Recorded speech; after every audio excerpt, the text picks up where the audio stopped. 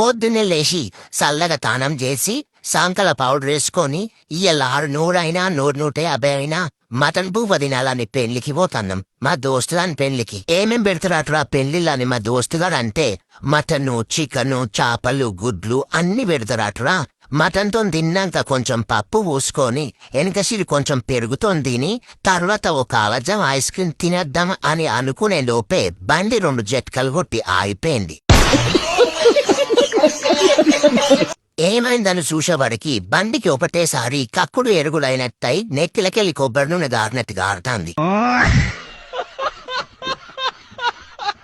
ఎంత కొట్టినా స్టార్ట్ అయితలేదు. పొద్దున్నే లేచి నామకం నేనే చూసుకోవచ్చు పాడివాడి 2 సార్లు కిక్కు కొట్టేసరికి నాకైతే సంకల పౌడర్ దడిసి ఏదో బ్లీచింగ్ పౌడర్ వాసినట్టు వచ్చినట్టుంది.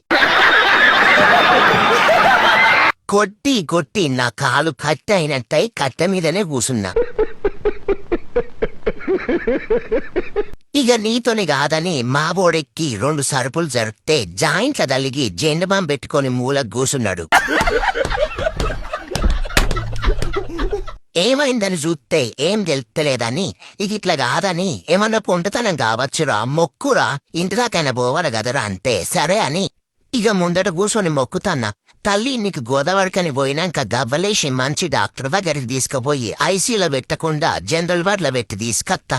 కొసరు పెట్రోల్ కొట్టియ తల్లి 101 కొట్టితే తల్లి నడి రోడ్డు మీద మమ్మల్ని ఆదం పక్షుల చెయ్యకు తల్లి ఇంటికైతే ఓని తల్లి అని మొక్కిన. ఒక్కసారి చెట్టు కింద ఉన్న యాపమండలు బట్టి తూడిచి కొట్టుడు కొడితే జడిదిచ్చినట్టయి దెబ్బకు స్టార్ట్ అయి దోమల పొగ వచ్చినట్టు వచ్చింది. అవే యాపమండలు పట్టుకుని పొగంతా కొట్టుకుంటా ఊపుకుంటా ఇంటికి వచ్చినాం.